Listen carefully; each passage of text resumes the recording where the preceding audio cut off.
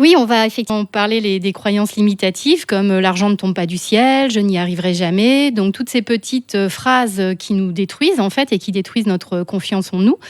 Et ces programmes qu'on appelle croyances limitantes qui trouvent souvent leur origine dans notre enfance et dans des blessures non résolues. Et on va voir aujourd'hui comment les dézinguer avec Éric Combré qui est psychanalyste. Bonjour Éric Combré. Bonjour. Expliquez-nous par quel joli mécanisme masochiste nous développons les pensées aussi limitantes et aussi peu bienveillantes envers nous-mêmes. C'est un mécanisme qui est très complexe et qui prend racine dans l'enfance. Je ne vais pas m'attarder sur le complexe d'Oedipe, la première période, mais plutôt sur la période de latence, c'est-à-dire entre 6 et 12 ans, pendant lesquels l'enfant répond à tout son système environnemental, ses parents, son éducation, son milieu social, son milieu culturel et éducatif. Est-ce que ces croyances sont obligatoirement transmises par les parents ? Alors non, ces croyances peuvent être transmises par le système transgénérationnel, les parents bien sûr, qui sont en première ligne, les grands-parents, les ancêtres, mais aussi le milieu éducatif, scolaire, qui prônent parfois des directions, des orientations, et qui demandent à l'enfant de répondre d'une certaine manière par un clivage culturel ou environnemental qui fixe un comportement. Ainsi, oui, dites-moi. On reproduirait donc certains comportements par solidarité, comme une sorte de schéma de reproduction ? Alors, en quelque sorte, oui. Parce que là, on part plutôt sur la lignée. Donc, il faut savoir qu'une lignée, c'est un système, mais c'est pas qu'un système. C'est un ensemble d'individus qui créent un système qui donne l'orientation et la direction à une vie humaine tout entière. Ainsi, des systèmes peuvent être programmés ou préprogrammés sur des choses que l'on a tendance à reproduire. Et quel est le rôle exactement ? Parce qu'elles doivent quand même avoir une bonne raison d'exister, ces fameuses croyances. C'est une forme de sécurité comme un mécanisme de protection ? Je ne pense pas qu'elles aient besoin d'exister. Je pense que ce sont des réactions, des mécanismes de défense qui s'instaurent et qui se transmettent. Et elles se renforcent aussi, parce que c'est plutôt au fil de nos expériences négatives d'ailleurs qu'elles ont tendance à se renforcer, ces croyances. Absolument. Elles se renforcent et se redistribuent aux lignées qui sont aux lignées suivantes, c'est-à-dire aux enfants, aux descendants qui sont derrière nous et qui reproduisent exactement les mêmes systèmes de croyances. Donc en fait, c'est un peu comme un cercle vicieux, et plus on va croire à quelque chose dur comme fer, plus on va essayer de trouver des preuves dans notre vie pour les justifier. Absolument, c'est exactement ça. Ainsi, par exemple, nous mettons en situation de corroborer nos croyances. Nous pouvons activer ce système par différentes stratégies.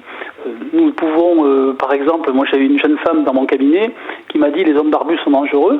Alors j'ai été un petit peu surpris par cette croyance, qui était une croyance un petit peu extrême. Donc je lui ai demandé en quoi les barbus pouvaient être dangereux. Enfin, on a travaillé sur la question. Et puis vous savez comment la vie est faite.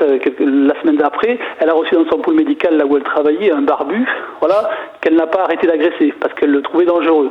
Et donc le barbu, au bout d'un moment, il est devenu agressif, et elle m'a dit, vous voyez bien que les barbus sont dangereux.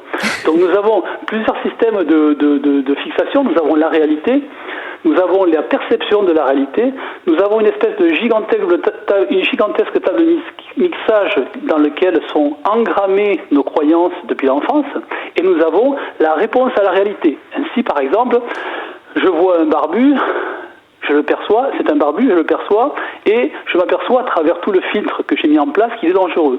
Et je l'agresse et il devient dangereux. Donc ça corrobore ma croyance qui fait que les barbus sont dangereux. Oui. Et nous sommes sur des schémas, tous et toutes, qui se répètent à l'infini et qui sont transmises aux générations suivantes. Oui, mais ça paraît simple de se dire que la croyance limitative est une vue de l'esprit. Mais au final, c'est beaucoup plus compliqué de sortir de ce schéma et de sortir de cette fameuse zone de confort. C'est très difficile parce qu'en fait, ce sont des réponses antérieures, des réponses très anciennes qui ont été enclavées, fixées dans la psyché et qui se répètent ad vitam aeternam jusqu'à parfois 40, 45 ans. C'est ce qu'on appelle la crise de la quarantaine, où la vie nous demande d'être ce que l'on est et plus pour ce que l'on fait. On ne veut plus être reconnu pour ce que l'on fait, mais on va être reconnu pour ce que l'on est.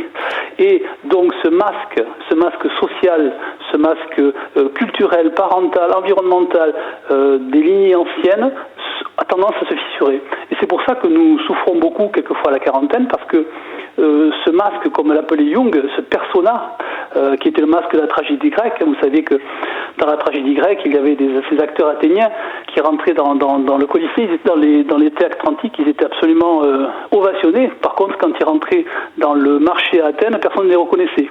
Ils étaient reconnus pour leur personnalité et non plus pour ce qu'ils étaient vraiment. Et ainsi, dans la société, dans le système culturel, nous fonctionnons exactement de la même manière. Et qu'est-ce que vous nous conseillez alors pour désamorcer et transformer les croyances limitatives? Un petit stretching quotidien de notre cerveau? Absolument pas. Pour moi, il n'y a qu'une seule solution, c'est développer sa conscience.